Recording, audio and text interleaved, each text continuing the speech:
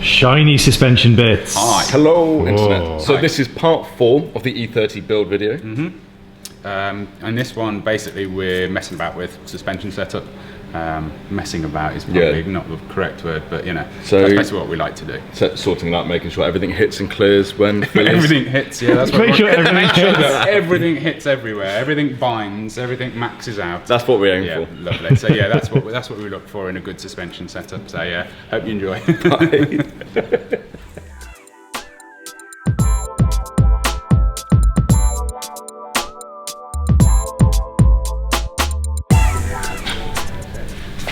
Fuck off. Craig, you stand in front. Hello, Richard. Hello, Craig. Well, you got a wheel on? Yeah, Yeah. and a disc, Yeah. and a hub, and everything. I like the calipers. Yeah, they're awesome. They're new invisible ones. Oh, okay. No, we got lovely Alcon calipers, but we don't want to damage them just yet because the No. wheel's coming on and off quite a bit. Have we decided we're going to paint them yet? Are you going to leave them raw? They're going to stay as they are. Cool. But yeah, we're just basically doing simulated suspension setup, so checking bump and setting the bump stops, and also while we're here, sorting out what clearance we're going to need on the arch here, because it does need a little bit extra. So have you just it. dropped the spring off and you just Yeah, so compressed? take the spring off, but everything else is mounted up as it should be, and it allows us to basically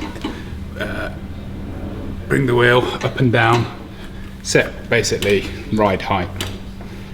Low. Yeah. Default. So low. simulate ride height. So is that the height? Roughly there. Cool. And then we've taken camber measurements. So we set the toe roughly. We've got a camber gauge here, so that's currently set to 4 degrees. But then it's basically just about, as I say, making sure we've got the clearance on the inner arch, on the chassis rail at the top here, and setting the bump stop. So the bump stop comes into play like hard before the tyre Oh, okay. hits the actual metal. So you're going to have to do some cutting? No. Oh, magic. I'm going to have to cut the arch, but that's just Yeah. that's carbon fibre, so I'll just put a mask on and get that sorted, but it's looking really good so far. We've got to do the same thing for the back in a minute, but we should have loads of vertical clearance on that. Yeah. So this is always going to be the difficult one to set up, just because of the limitations of the chassis rail above here and running big wheels and So tyres did basically. you notch the chassis rail? Yeah. So, yeah. And this wing is further forward than a normal E30. Yeah, the the aperture's moved in this. 20, 30 mil, something like that. Yeah. Further That's it. forward. We just, now that we've got our simulated ride height, it's actually a bit low there, so let's just... A bit low. Yeah. It's On probably, camera. On camera. Remember, Bit low. you're looking at it on level. When you look at it from down there, it's going to look a lot lower than Yeah, it I'll is. never really see. I don't tend to. You get- never really look down on much, do you, Rich? So yeah, then you can see what's going on here, which is basically all the clearance that we've made, and that's quite a lot of bump travel there, obviously. So it should be quite compliant. We don't need to run massive stiff springs, and we've got all the room in the world to basically bump up here. And then the bump stop's now coming into play there, and How can you tell? Just from it feeling? just basically gets more solid as you pump up there, and that's off. So when you've actually got like compressive force, it'll squash the bump stop a bit more, so we have to leave enough gap for that, but that's pretty much it then.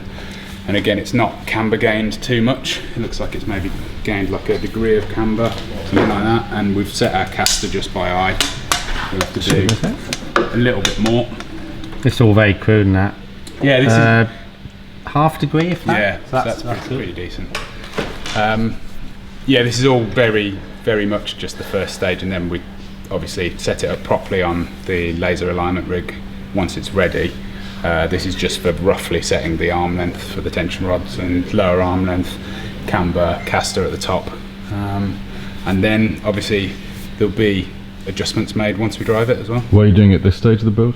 Because it's important, so you know things like this, so you know that you need to clear that out, you know that you've got the correct camber, you know that you've got the correct amount of thread in the adjustable lower arms, so the rose joint, you need to make sure you're not overextending it. Because these aren't stock lower No, arms, no. are they? Are they Group N? Is that the group? I can't remember what they are. Don't really know. They're like DTM style. Oh, okay. Obviously we know a lot about these things because I didn't buy them.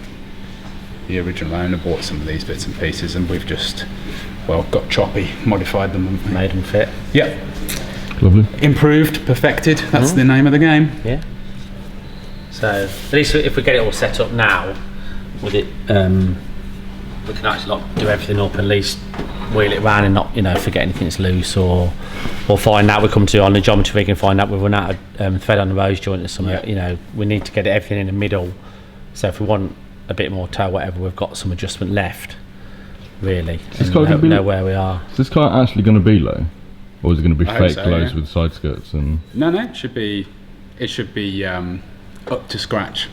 Let's Correct. put it that way. Correct. It's not. Ultimately, it's kind of determined by how well it's going to perform. So like a little bit, instead of it just being like put it on the floor and that's it. Like we're not going to compromise handling too much because it gets dangerous. Yeah. Obviously, when you're drifting, speeds aren't ever really that high. But this hopefully will be And the thing, doing pretty substantial speed. and with a track car, if you're doing like multiple laps, if it's wrong, you'll just annihilate a tyre. You'll just, you know, you'll overheat the inside tyre, the outside tyre, or it just won't work. Yeah. You know, it will scrub and slide about, and that's not what you want. You want it to work. Yeah. So it has to be right. Will this be a Craig Taylor approved ride height? No, Yeah, it's probably too low for him. No, it's probably okay for a track car. I think the more we spend time and make him work on our cars, the more we contaminate his mind, because he used to think that like arch gaps like that were the perfect ride height, and nowadays even your car looks quite cool, doesn't it? It's always been low. It needs to work. Low by Yeah. previous standards. You mean it drives on the road, Rich? Yeah. So yeah, our lovely painted shell. We're now going to have to take a grinder and a cutting disc too, and a welder. Oh dear. Yeah. So basically, we've just done the simulated compression stroke on with a wheel in place, with camber set, you know, relatively accurately, and toe as well. What camber are you going for this on the back? Sort of aiming for about 2.5 degrees on the back, something like that. But yeah, now that this is all painted, because I've done this before, I'd done a simulated compression stroke when we were fabricating the beam axle. So I'd made sure it all goes up really nicely, but because this was all rough and unpainted, I didn't notice that the tyre at the very top is just, you can just see rubber there, and actually that would stop the wheel. Not stop the wheel, it would basically potentially cut the tyre if you're at very high speed, sort of under compression. If that gets up that high, it could cut the sidewall of the tyre. So unfortunately, we're going to have to basically take that section off and just weld a flat plate. It's kind of a relatively simple bit of fabrication, but to have to do it at this stage, now that the car's painted, kind of sucks. But Have you got any blue paint? We know it has. that's pretty easy to do, the paint. We're not so worried about that. I'd be worried about the paint. No, that's going to be easy to blow in because it's simple colour to do. So not going to worry about that too much. But we obviously want to make sure that we don't cause any damage to the paint on the inside of the car. What's on the opposite side of that? On the inside? So that will create a hole. Ah. That will create a hole that needs basically filling in. So it all needs cleaning up, plate making, and welding back in. But yeah, this sort of stuff happens, unfortunately, and it's just sort of because we've gone through the right stages at this point and noticed that it's just got a little bit of rubber there. This is the worst angle for Craig. You can't see my bald spot from there, though. We're also having an issue because we're running so low, and getting the correct length damper and setting the bump stop position like we did on the front. We had to mess around with the HSD top mounts, basically, where this now comes up from underneath as it normally would with the studs, but the bearing carrier sits on top, basically. Oh, so you're through. Getting about 10, 15 mil then? It's actually about 20 mil. Oh, okay, that's pretty good. So we've gained a fair bit there, and then that allows the cup that sits on top of the coilover spring to actually be really close to this, but still have enough articulation to not bind. Because if that binds, it will bend the damper. Could a normal BMW owner do that? Not really, but we'll see whether we can come up with a solution. The issue is that we've had to mill the bearing carrier down for clearance against the nuts, which so a stud comes through here, pokes up through here, and on the inside of the car we have to do that. So that's actually been, we've milled the bearing carrier down there. I love this wheel. It's all basically combined ideas, and then yeah. Where's your hands gone, Craig? Mr. Machinist makes it happen. Oh, there. No hand feet. Yeah. So that's all good, and that allows us to use the E36 rear dampers, which we really wanted to use because they've got a 150mm stroke on them, which gives us the correct amount of droop and everything that we need.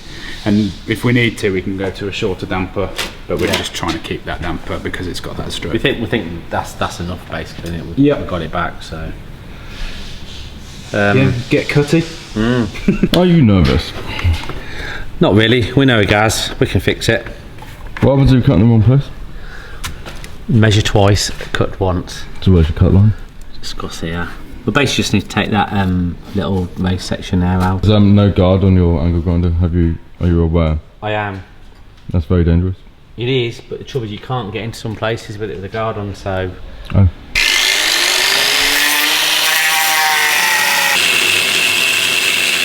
What I need to do is do multiple cuts because I can't actually get to cut up at the angle I want to do because of the arc. So you're just going to like have to chop I'll have to just like do a few cuts to get this main bit out because you can't get really up how I want to get. I'm scared I don't want to break through the bit I don't want to cut. So just do cut and then we can soft pad out what we need and cut a shim to suit.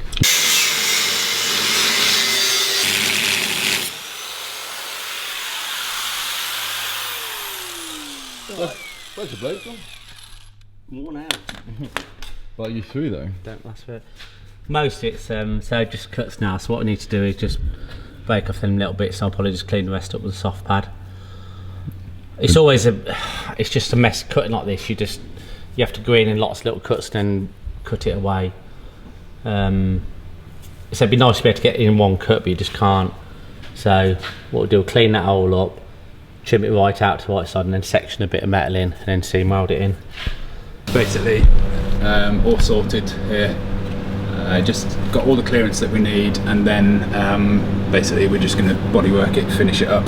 I've got to do the inside crudely, and the outside here crudely, and then the insides. Can you see that? You tall enough? I'm tall enough. So yeah, obviously we kept it as cool as we could, but it still burns through the paint, so we need to scrape back quite a bit of the area here and just repaint it. Will you see that though? No, well you won't. What's going to be like strut brace and everything? No, there's a panel here, so you will see it. Oh, okay. Yeah, this is a strut brace. You don't need a strut brace. If it's a roll cage and it's got a bar here, you don't need a strut brace. So yeah, we just need to just bodywork this a little bit, give that a paint, let it dry.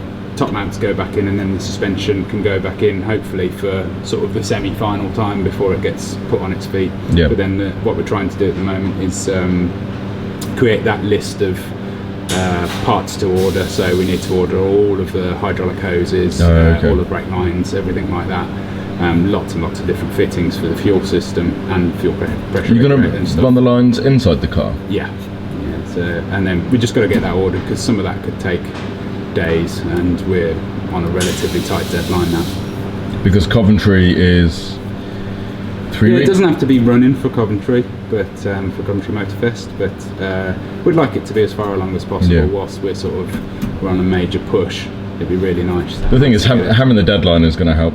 Yeah, it always does. Yeah, if we don't have some kind of deadline, we always find something that's urgent to do or something else. So yeah, but yeah, progressing quite well. So got the pedal box in now as well, and the steering column there. There's still quite a bit to do there, just with seating position, accelerator pedal.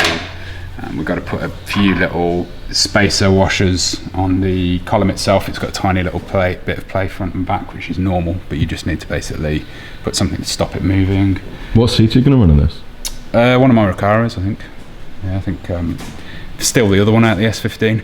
I've got one of the Recaros is in the Porsche that's winging its way from Japan at the moment, because I shipped that over because the small narrow spec Japanese Recaro does not fit wide. Does not fit this here booty. And yeah, the other one in the S15 is going to get tea-leafed for this. Yeah, that's sad. Cool. So thanks for watching, everyone. I hope you enjoyed. Obviously there's lots of parts to the series of this build, and we'll continue to do more as we go along, so make sure you're subscribed if you want to check out more. And any questions, drop them in the comments below and Phil will be happy to answer. So thank you for watching. Cheers.